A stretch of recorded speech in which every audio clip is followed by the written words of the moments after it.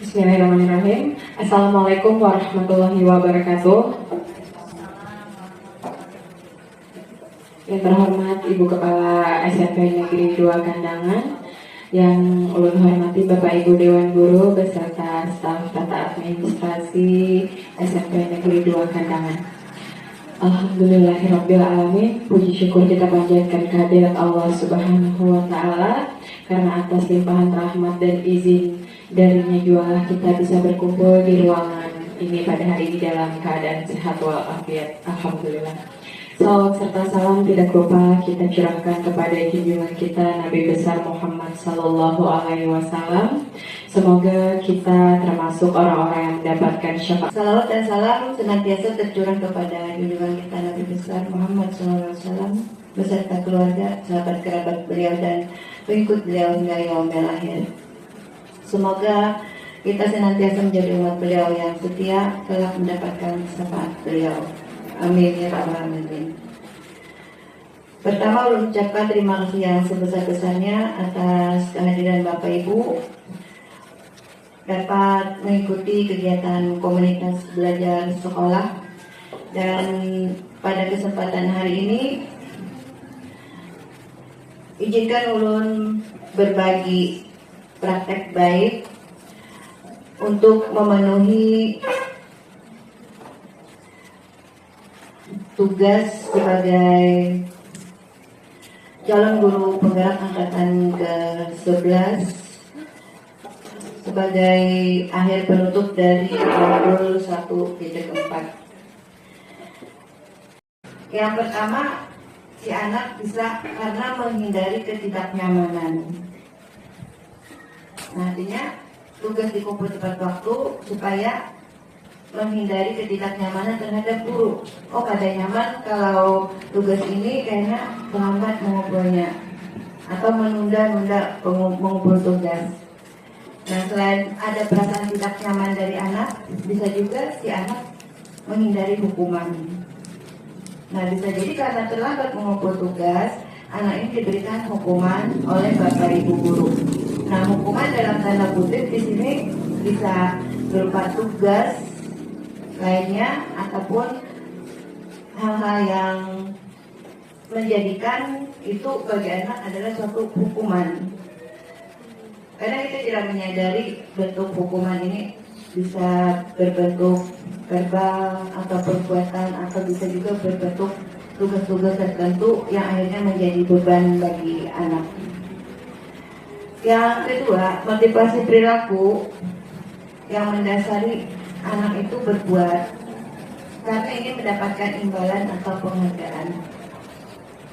Nah, imbalan dan penghargaan ini bisa berbentuk materi atau bisa juga berbentuk pujian. Nah, contohnya tadi untuk mengumpul tugas dengan tepat waktu. Nah, bisa jadi anak ini dia merasakan senang apabila Bapak Ibu guru yang memberikan tugas tadi memberikan penghargaan berupa pujian atau ada hadiah-hadiah kecil karena bisa menyelesaikan tugasnya dengan baik dan tepat waktunya. Nah, kemudian hal yang ketiga, motivasi perilaku anak menjadi orang yang mereka inginkan dan menghargai diri sendiri dengan nilai-nilai yang mereka percaya. Nah, ini adalah keyakinan diri dari si anak bahwa hal tersebut, hal positif itu merupakan suatu hal yang memang harus dilakukannya karena ingin menjadi pribadi yang baik. Jadi ada kesadaran dari diri anak sendiri bahwa apa yang dilakukannya apabila melakukan hal yang baik maka berdampak akan baik untuk dirinya sendiri. Dan sebaliknya apabila melakukan hal-hal yang kurang baik maka berdampak kembali kepada diri sendiri. Nah, 3 motivasi perilaku ini yang harus kita benar-benar pahami sebagai seorang guru dalam kegiatan kita beraktivitas di sekolah. Jadi setelah kita memahami motivasi perilaku anak, kita akan bisa ikut serta membimbing anak ini untuk mengarah ke arah yang lebih baik, baik sikapnya, perbuatan ataupun perkataannya.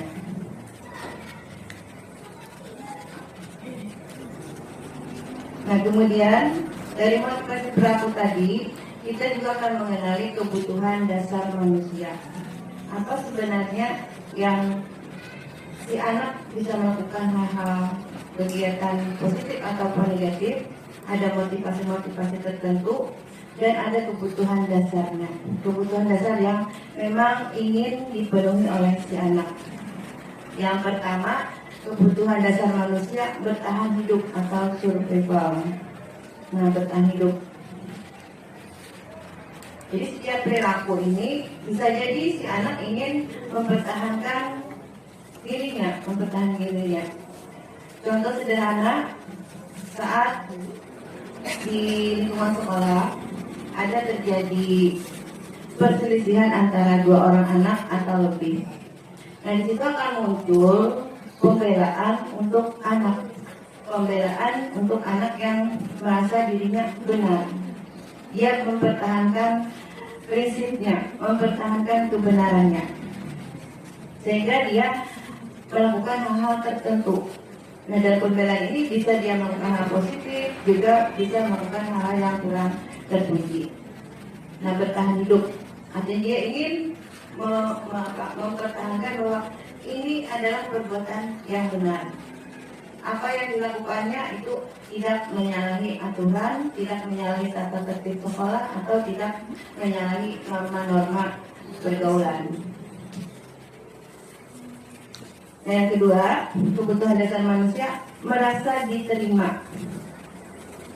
Merasa diterima, ingin merasa diterima.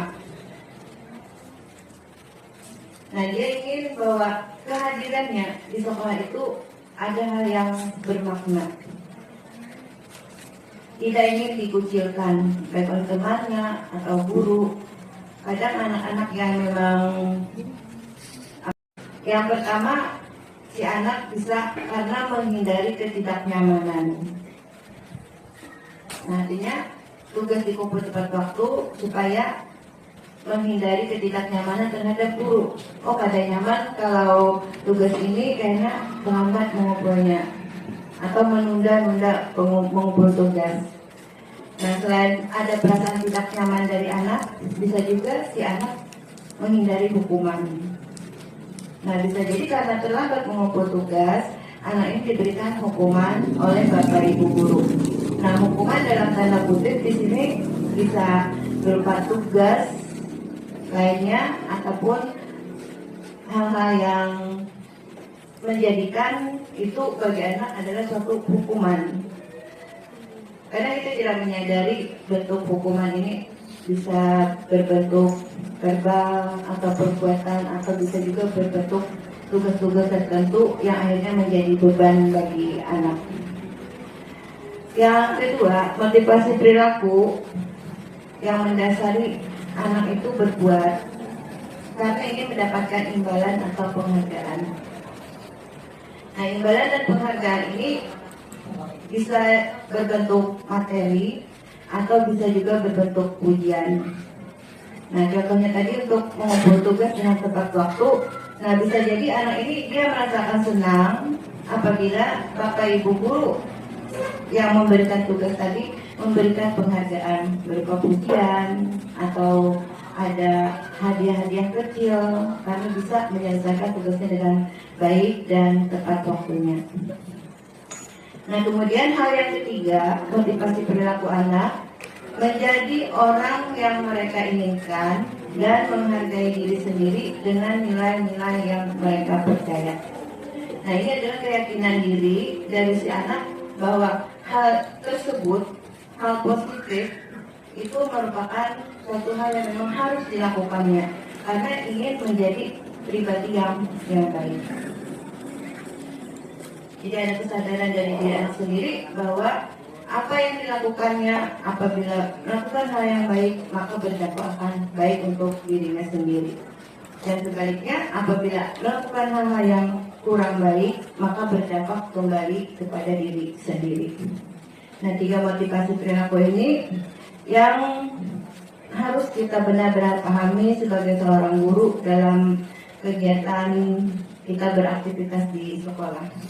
Jadi setelah kita memahami motivasi perilaku anak, kita akan bisa ikut serta membimbing anak ini untuk mengarah ke ke arah yang lebih baik, baik sikapnya, perbuatan ataupun perkataannya.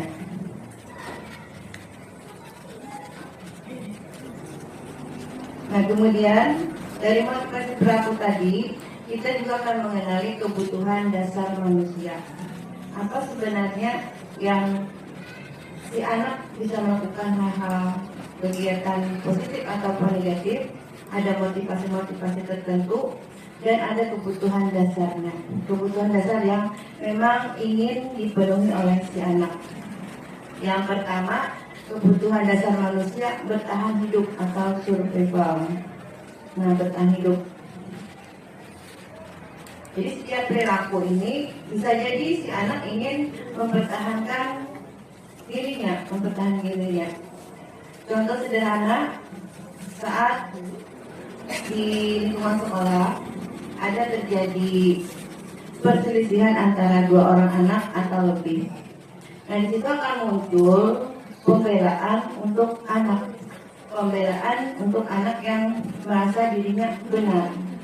Dia mempertahankan prinsipnya, mempertahankan kebenarannya, sehingga dia melakukan hal-hal tertentu. Nah, dalam pembelaan ini bisa dia melakukan hal positif, juga bisa melakukan hal yang kurang terpuji. Nah, bertahan hidup artinya dia ingin mempertahankan bahwa ini adalah perbuatan yang benar. Apa yang dilakukannya itu tidak menyalahi aturan, tidak menyalahi tata tertib sekolah, atau tidak menyalahi norma-norma pergaulan. Nah, yang kedua, kebutuhan dasar manusia merasa diterima. Merasa diterima, ingin merasa diterima. Nah, dia ingin bahwa kehadirannya di sekolah itu ada hal yang bermakna. Tidak ingin dikucilkan, baik oleh temannya atau guru. Kadang anak-anak yang memang beda-beda pula. Nah, kita sebagai seorang guru di sekolah bisa menempatkan posisi kontrol kita seperti apa. Nah, ada 5 posisi kontrol yang cukup dikenal. Nah, yang pertama posisi kontrol sebagai penghukum, kemudian pembuat rasa bersalah, sebagai pemantau, sebagai teman, dan sebagai manajer. Nah, ini posisi kontrol yang bisa jadi sudah kita terapkan sehari-hari. Dari 5 posisi kontrol ini mungkin yang ideal itu di posisi manajer. Ini untuk anak-anak yang bisa kita ajak berkomunikasi dan mereka akan bisa memahami kesalahan apa yang telah dibuat dan ingin memperbaiki kesalahan itu dari dirinya sendiri. Nah, untuk 5 posisi kontrol manusia, yang pertama sebagai penghukum. Nah, sebagai penghukum di sini, ini guru merasa dirinya yang paling benar.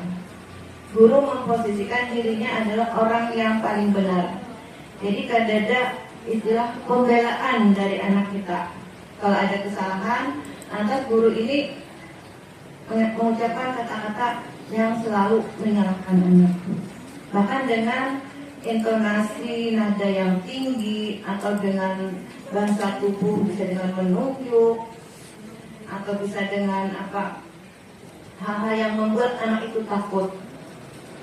Jadi guru adalah orang yang selalu benar. Ini untuk posisi penghukum. Nah, sehingga anak ini terpojok dan kada mampu lagi untuk membela diri, kada ada kesempatan membela diri. Karena selalu disalahkan, langsung disalahkan. Jadi kada ada kesempatan untuk mengungkapkan alasannya apa. Langsung si guru ini menyatakan pian ini langsung dengan nada tinggi, kemudian dengan bahasa tubuh yang menakutkan bagi si anak. Nah, akhirnya logika si anak ini pada jalan lagi. Dia hanya menerima, diam dan merasa bersalah. Nah, kadang posisi penghukum bagi anak-anak tertentu menjadi trauma yang mendalam. Nah, khususnya untuk anak-anak yang memang jarang sekali melakukan kesalahan. Nah, kemudian posisi kontrol manusia yang kedua, membuat rasa bersalah. Nah, di sini guru memberi kesempatan kepada anak menjelaskan dulu kenapa, misalkan terlambat, kenapa pian terlambat. Dia memberikan alasan. Nah, tapi di situ membuat si anak kada terlambat, pian terlambat terus ini. Jadi ada mencerca kalimat yang terus menerus diungkapkan, sehingga apa yang alasan si anak tadi seolah-olah ada dipakai. Jadi masih ada memberi kesempatan pembelaan anak, cuma ada diterima, alasan itu ada diterima. Jadi anaknya tetap merasa sebagai dia yang merasa bersalah. Kemudian yang ketiga, pemantau. Nah, pemantau ini si guru saat anak melakukan kesalahan memberikan pantauan, maksudnya yang contoh sederhana tadi yang terlambat. Nah, memantau di sini setiap hari menyebutkan semalam terlambat 2, minggu semalam terlambat 2. Jadi seolah-olah anak ini dipantau dirinya, tiap hari dilihatin harus guru. Atau tugas ini, tugas yang pertama kadang mengukur, tugas yang kedua terlambat, tugas yang ketiga terlambat 2 hari. Nah, jadi seolah ada datanya, ada catatan si anak ini benar-benar selalu mengulangi kesalahan. Jadi ini posisi pemantau. Nah, walaupun hal itu memang benar dilakukan oleh si anak. Jadi kita memantau itu memang kondisinya emang seperti itu. Nah, yang ketiga, ini sebagai teman. Sebagai teman ini memposisikan anak kita seolah-olah antara guru dan murid bisa berkomunikasi dengan baik. Jadi menempatkan sebagai teman. Hal ini bagus dilakukan oleh guru. Nah, satu hal yang mungkin perlu catatan ini sebagai teman, nanti si anak ini akan tergantung dengan guru. Kalau dia merasa sebagai teman, lalu guru mencarikan solusinya seperti apa, dan kedepannya kayaknya bila ada hal tertentu yang dilakukannya, kita carikan pulang solusi dengan guru. Ketergantungan. Nah, bisa jadi masalah ini tidak hanya masalah di sekolahan, tidak masalah dalam kegiatan pembelajaran. Nah, bisa jadi masalah pribadinya, masalah keluarganya, ataupun masalah di lingkungan rumahnya. Jadi meminta pada guru untuk mencarikan solusinya dan membantu menyelesaikan masalahnya. Nah, satu hal lagi yang perlu dicatat untuk sebagai teman ini, apabila kita guru memposisikan anak sebagai teman, misalkan kita ada 20 orang guru, memposisikan sebagai teman bertiga, misalkan gurunya 3 orang memposisikan si murid sebagai temannya. Nah, maka guru yang 3 inilah guru terfavoritnya, guru kesukaannya, guru yang disenanginya. Nah, guru yang lain ada diketujuinya karena kan dekat suaminya. Jadi ada level mungkin di capnya guru ini yang penyarikan, yang penanggulan benar ya. Jadi karena ada pembanding, karena ada pembelaan untuk anak yang merasa dirinya benar. Dia mempertahankan prinsipnya, mempertahankan kebenarannya, sehingga dia melakukan hal-hal tertentu. Nah, dalam pembelaan ini bisa dia melakukan hal positif, juga bisa melakukan hal-hal yang kurang terpuji. Nah, bertahan hidup, artinya dia ingin mempertahankan bahwa ini adalah perbuatan yang benar. Apa yang dilakukannya itu tidak menyalahi aturan, tidak menyalahi tata tertib sekolah, atau tidak menyalahi norma-norma pergaulan. Nah, yang kedua, kebutuhan dasar manusia merasa diterima. Merasa diterima, ingin merasa diterima. Nah, dia ingin bahwa kehadirannya di sekolah itu ada hal yang bermakna. Tidak ingin dikucilkan, baik oleh temannya atau guru. Kadang anak-anak yang memang sedikit pemalu atau memang yang mempunyai prestasi yang ditonjolkan, itu akan nampak sekali kebutuhan dasar yang merasa ingin diterima ini. Kalau yang si pemalu tadi ingin diterima, tapi seperti apa kita memperlakukannya? Jangan sampai si anak ini karena sudah sifatnya pemalu, pendiam, sehingga terpojok. Nah, kita berusaha mengadakan pendekatan pada si anak, bagaimana si anak ini bisa bergaul dengan anak-anak yang lain, bisa hadir di lingkungan sekolah atau di lingkungan kelasnya. Begitu juga dengan anak yang memiliki prestasi, merasa diterima. Nah, dengan prestasi dia ada kebanggaan dari dirinya. Oh, ini diriku, ini hasil kerja keras. Nah, jadi merasa diterima dan ingin diakui. Nah, dari sini, dari merasa diterima ini, peran seorang guru, kita bisa menempatkan anak-anak kita sesuai dengan karakternya. Nah, kembali ke pembelajaran yang memang kita harus berpihak pada murid. Seperti apapun karakter anak, kita bisa menempatkan sebagai seorang penuntun dalam kegiatan pembelajaran. Nah, lanjut yang ketiga, kebutuhan dasar manusia karena adanya kebebasan atau membuat pilihan. Nah, ini pilihan. Dia memilih ingin berbuat baik ataupun ingin berbuat yang kurang baik. Memilih dari dirinya sendiri. Dan di sini peran seorang guru, kita bisa mengarahkan apakah si anak ini ingin ke arah yang lebih baik atau dia ingin bertahan untuk hal-hal yang kurang baik. Nah, ada pilihan. Si anak sudah menyadari bahwa suatu kegiatan atau tindakan perilakunya ada dua hal, yang positif dan yang negatif.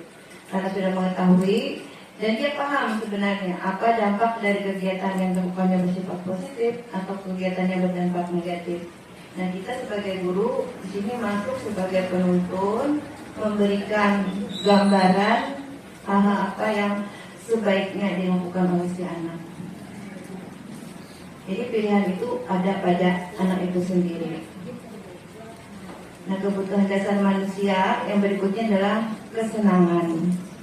Nah, karena merasa senang apabila melakukan hal-hal tertentu. Dia senang berbuat hal baik, akhirnya ada pujian tadi, ada reward, kemudian ada sanjungan dari kawan-kawannya, ada kebanggaan dalam dirinya sendiri. Bahkan kadang kita temui di suasana lingkungan sekolah kita, kesenangan ini mungkin dari beberapa orang anak kita, dia merasa senang kalau berbuat atau melanggar tata tertib. Senang karena merasa diperhatikan. Nah, merasa diperhatikan karena kondisi anak kita di sini kan ada ke sekolah ini bukan hanya untuk belajar, bisa jadi dia sekolah untuk berteman atau meninggalkan hal-hal yang dianggapnya di rumah itu sesuatu yang tidak menyenangkan, ke sekolah mencari kesenangan dirinya. Nah, jadi ada kalau dia berbuat hal-hal yang biasa-biasa saja, dia akan tidak nampak. Jadi kalau melakukan hal melanggar tata tertib, walaupun itu hal yang kecil, nah atas gurunya memperhatikan, dan dia merasa senang. Oh, ini ada orang yang memperhatikan. Nah, dia kebutuhan dasar si anaknya adalah kebutuhan kesenangan. Dia ke sekolah ini mencari kesenangan. Nah, memang kita temui anak yang kadang sering melanggar kata tertentu, orangnya itu saja. Hampir tiap hari itu aja. Nah, lalu sebagai guru kita melakukan tugas pendekatan, dari pendekatan hal yang sangat lembut, kemudian hampir kadang yang lebih tegas lagi. Dan ini dilakukan berulang-ulang. Anak ini tetap merasa senang karena diperhatikan oleh gurunya. Nah, jadi kebutuhan kesenangan bisa ditemukannya di sekolah. Nah, kemudian yang terakhir, kebutuhan dasar manusia, penguasaan atau power. Nah, merasa dia memiliki kekuasaan. Berperilaku ingin dia menonjol dari kawan-kawannya, harus terlihat lebih dari orang lain. Nah, ini juga bisa perilaku yang negatif dan juga perilaku yang positif untuk menerapkan disiplin positif. Nah, seperti apa posisi manajer seorang guru terhadap anak dalam penyelesaian kasusnya atau masalah yang dihadapinya? Nah, di sini kita memberi kesempatan kepada anak mengemukakan alasannya. Jadi mengidentifikasi masalah juga, kenapa si anak ini melakukan kesalahan. Nah, jadi kesalahan itu kita sampaikan bahwa semua orang itu bisa melakukan kesalahan, tidak terkecuali bapak atau ibu guru. Nah, tapi untuk kesalahan ini pasti ada jalan untuk memperbaikinya. Nah, jadi kita buat anak itu senyaman mungkin dulu, bisa bercerita, mengemukakan alasan kenapa jadi sampai melakukan hal-hal yang kurang baik. Nah, jadi harapan di sini karena untuk kegiatan posisi kontrol manusia sebagai manajer, kita tahu masalah si anak, kemudian kita tanyakan bujur kada melakukan hal-hal apa, misalkan bujur kada misalkan membuli kawannya. Jadi kita tanyakan secara langsung, jangan langsung si guru menyebutkan dia tadi membuli kawan, menyambut kawan ini. Nah, itu sudah positif memponis si anak menjadi merasa bersalah atau menjadi sebagai penghukum. Jadi kesalahan itu akan muncul disadari oleh anak itu sendiri. Nah, kita dengarkan bagaimana si anak itu menceritakan hal-hal apa yang telah dilakukannya. Nah, kemudian mengaitkan ke tata tertib sekolah atau keyakinan kelas yang ada. Nah, jadi kalau misalkan melakukan hal yang negatif, nah ternyata apakah ingat bahwa ada hal keyakinan kelas yang sudah disepakati di kelas? Nah, kira-kira hal apa aja yang sudah dilanggar di keyakinan kelas itu? Nah, jadi sadar si anak sudah melakukan hal-hal yang melanggar tata tertib ataupun keyakinan kelasnya. Di situ guru mengarahkan kayak apa caranya supaya hal itu tidak terjadi lagi. Nah, jadi solusinya dari diri anak itu sendiri. Atau dia berjanji kada anak lagi melakukan kesalahan itu, karena dianggapnya hal itu adalah merugikan dirinya sendiri dan juga diri temannya. Nah, kemudian untuk berjanji itu kayak apa caranya? Nah, ibu dari dirinya sendiri, kayaknya akan mungkin lebih sopan berbicara, tidak akan membuli kawan lagi karena akan menyinggung perasaan kawan. Jadi kesalahan itu diakuinya sendiri, kemudian dia akan berusaha mencari solusinya sendiri. Nah, ini hal yang sangat ideal untuk posisi kontrol manusia sebagai manajer. Jadi guru sebagai pendengar, sebagai penuntun, dan mengarahkan ke arah yang lebih baik. Nah, untuk menyelesaikan masalah ini ada istilah segitiga restitusi dengan tahapan-tahapan bagaimana hal-hal yang dilakukan si anak tadi, khususnya anak yang melakukan pelanggaran tata tertib atau kesalahan-kesalahan tertentu di lingkungan sekolah, sebagai guru kita berusaha untuk memperbaikinya, menuntun ke arah yang lebih baik. Nah, yang pertama, segitiga restitusi langkahnya menstabilkan identitas. Nah, kita bisa misalnya memanggil anak saat di dalam kelas, keluar masuk kelas, atau mengulanginya. Nah, jadi kita panggil di luar kegiatan kelas. Bisa kita ngobrol di tempat yang santai, atau dipanggil di ruangan tertentu. Nah, itu kita tanyakan kabarnya, kemudian kita ceritakan hal-hal yang baik dulu. Nah, ini menstabilkan identitasnya. Jadi karena takutannya dipanggil itu kenapa Garang, pasti ada kesalahan tertentu. Jadi kita mulai dengan hal-hal yang membuat si anak itu nyaman. Nah, jadi kalau misalkan anaknya di dalam kelas, kita panggil ada nyaman kedengaran kawan-kawannya, nah kita bisa mencari lingkungan atau tempat yang lain supaya anak itu bisa merasa nyaman dan bisa bisa curhat dengan gurunya. Nah, jadi yang pertama menstabilkan identitas, bisa di tempat tertentu, di kondisi anak yang emosinya sudah stabil, kemudian di waktu yang cukup untuk anak, tidak mengganggu aktivitas kegiatan belajarnya ataupun kegiatan istirahatnya. Yang kedua, validasi tindakan. Nah, validasi tindakan ini, si anak sudah mengakui hal-hal yang sudah diperbuatnya.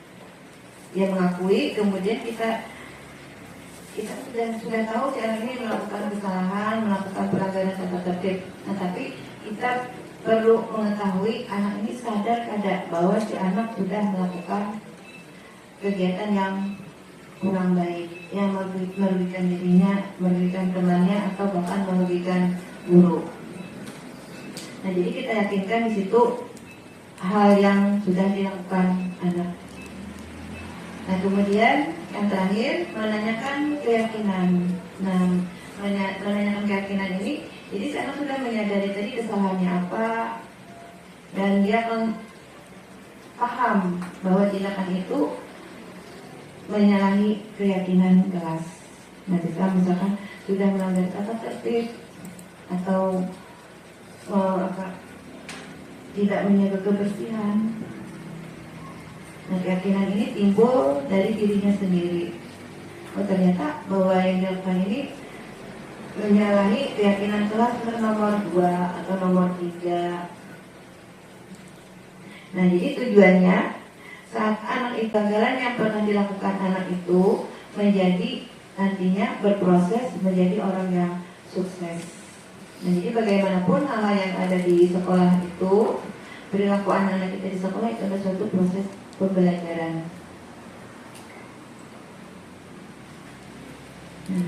Nah, ini yang kemarin pada pertemuan komunitas belajar kemarin sudah ada beberapa foto yang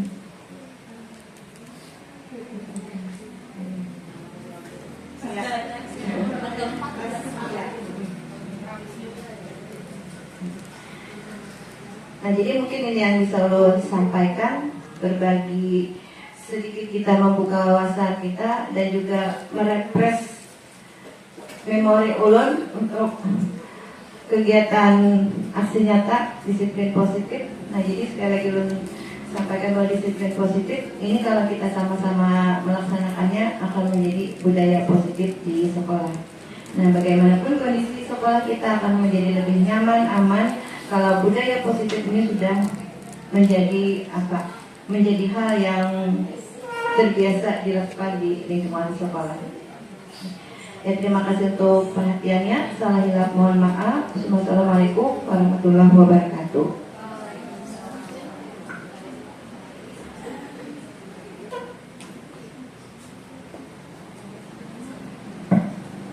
Baik, Bapak Ibu, tadi sudah disampaikan oleh Ibu Kepala Sekolah bahwa dalam disiplin positif itu ada beberapa motivasinya.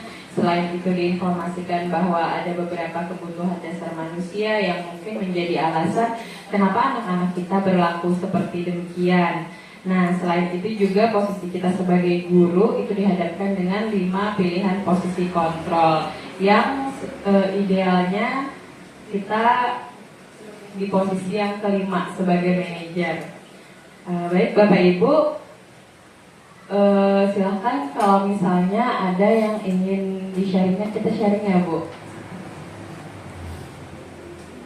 tentang disiplin positif. Apakah itu pengalaman langsung ketika Bapak Ibu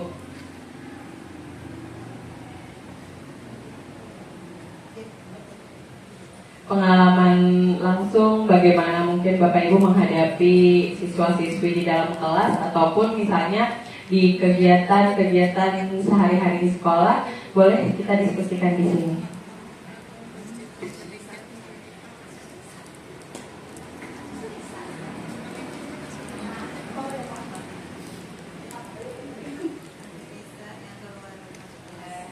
Silahkan Bu.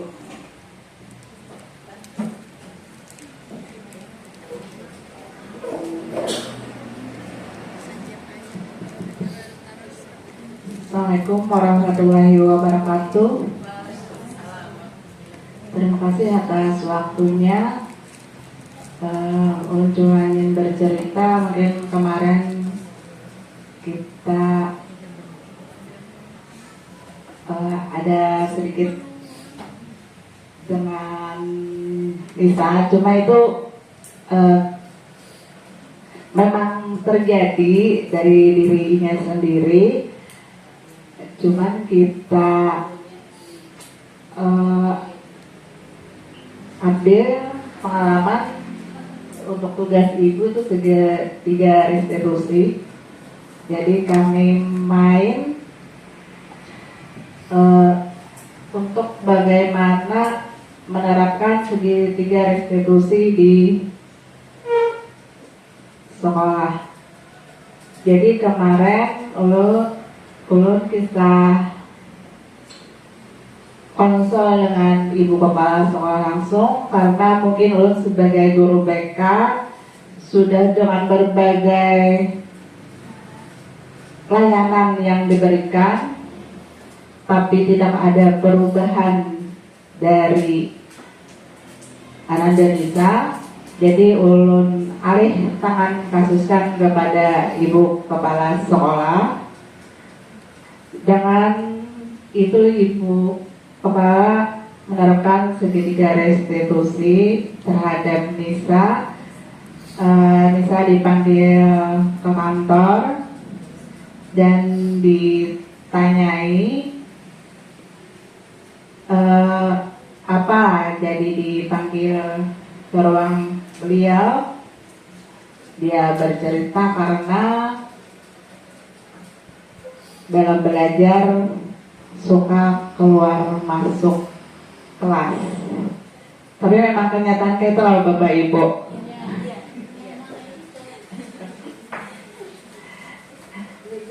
Nah, jadi di sana dia mengungkapkan alasan-alasannya dan juga bagaimana dia memutuskan bagaimana memperbaiki dirinya agar tidak keluar masuk kelas lagi. Nah, jadi itu mungkin yang berhubungan dengan segitiga restitusi, di mana siswa mengungkapkan permasalahannya, bagaimana perasaannya, dan keputusan apa yang diambilnya. Mungkin itu aja yang bisa ulun ceritakan tentang kasus Nisa. Sedikit mungkin untuk Bapak Ibu guru bisa juga menerapkan segitiga restitusi dalam pembelajaran. Karena tentunya kalau mekanisme kerja untuk Ibu Kepsek itu mekanisme kerjanya sebenarnya. Jadi kalau masih bisa tangani sendiri, ditangani sendiri dulu untuk di dalam kelas. Itu dari ulun. Assalamualaikum warahmatullahi wabarakatuh.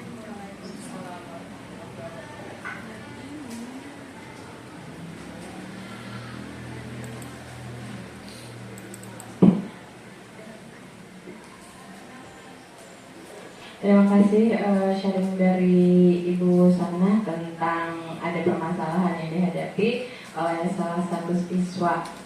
Tadi dijelaskan penerapan segitiga restitusi dan jenjang kalau misalnya terjadi permasalahan dari guru mapel sampai ketika sampai tidak bisa diatasi lagi lalu ke ibu kepala sekolah. Silakan Ibu. Terima kasih Bu Haji Manisana. Ya, sedikit bercerita untuk kasus anak kita. Jadi pengalihan alih kasus dari guru BK ke kepala sekolah disampaikan Ibu. Jadi ulun mengulang sedikit ini, mengulang kasusnya disampaikan oleh Ibu BK bahwa laporan dari beberapa orang guru si anak ini sering keluar masuk kelas. Jadi kalau dalam 2 jam pelajaran itu pasti ada keluar kelasnya. Nah bahkan setiap pergantian guru selalu keluar kelas. Nah di sini sudah ditangani, sudah penyelesaian kasus dengan si anak. Dan saat penstabilan identitas dibuat suasana yang nyaman. Jadi si anak ini diantarkan oleh guru BK ke ruang kepala sekolah dengan waktu yang tidak mengganggu kegiatannya, dan kemudian diajak berbicara. Akhirnya menyadari bahwa atau mengakui sudah sering keluar masuk kelas. Nah alasannya apa? Alasannya ke kamar mandi, kamar kecil. Jadi di situ ditanyakan apakah terlalu sering setiap jam pelajaran keluar ke kamar mandi, ke kamar kecil, bahkan ada yang 2 kali. Nah di situ ditimbulkan pertanyaan apakah akan mengganggu kawannya, apakah mengganggu gurunya, atau dirinya sendiri apakah terganggu dengan aktivitas yang dilakukannya. Nah dia sadar bahwa itu memang mengganggu kawannya, mengganggu guru dan dirinya sendiri. Nah setelah digali informasi, bujur kada ke kamar kecil tadi setiap kali. Kenapa? Alasannya. Nah ternyata si anak kita ini ingin mencari suasana segar, ada betah di dalam kelas, hendak mencari udara yang segar. Katanya satu mata aja kau di dalam kelas, udah keluar hendak melihat pemandangan yang jauh-jauh gitu. Jadi itu alasannya. Nah jadi ditimbulkan kesadaran kayak apa dengan kawan-kawannya, apakah seperti itu? Apakah bisa menahan sejenak walau kita kan belajar tidak terlalu lama, nanti istirahat. Nah jadi mungkin dalam waktu 2 jam kembali istirahat. Nah jadi akhirnya dia memberikan pernyataan bahwa bisa tidak keluar masuk kelas, ingin melihat hal-hal yang segar-segar di luar saat jam istirahat. Jadi memanfaatkan jam istirahatnya untuk bisa berkeliling lingkungan sekolah atau berada di tempat-tempat yang sejuk, tidak berada di dalam ruang kelas. Jadi selama istirahat menyatakan bahwa akan keluar dari ruangan kelasnya. Nah setelah ditanyakan, adakah keyakinan kelas yang dilakukan dilanggar setelah melakukan aktivitas tadi keluar masuk kelas? Nah dia menyatakan bahwa ada keyakinan kelas yang dilanggar, ini mengganggu kenyamanan kawan-kawannya, bahkan gurunya juga terganggu saat itu. Jadi saat bapak ibu guru mengajar, fokus mengajar, nah permisi keluar, nah ini otomatis sedikit banyaknya akan mengganggu kegiatan pembelajaran di kelas. Nah mungkin sedikit ulun tampilkan di sini ada videonya. Iya, nah ini kan mengganggu kelas yang lain, menjenguk kelas yang lain, bahkan ada kadang bawaan kawan, bawaan supaya kawannya keluar juga, mencari angin. Nah sedikit ulun tayangkan, nah jadi kasus 2. Nah di sini kita membuka pertanyaan komunikasi yang apa? Yang nyaman untuk anak-anak kita. Nah kadang hal yang kita lakukan itu tanpa sadar ada kata-kata atau kalimat kita kadang menyalahkan langsung pada anak. Nah itu segera kita perbaiki. Suaranya kedengeran?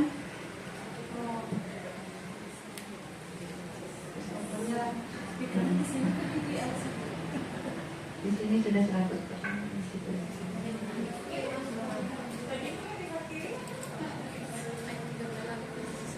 Berarti ini PLM bisu ya. Betul nggak ditakutin kan?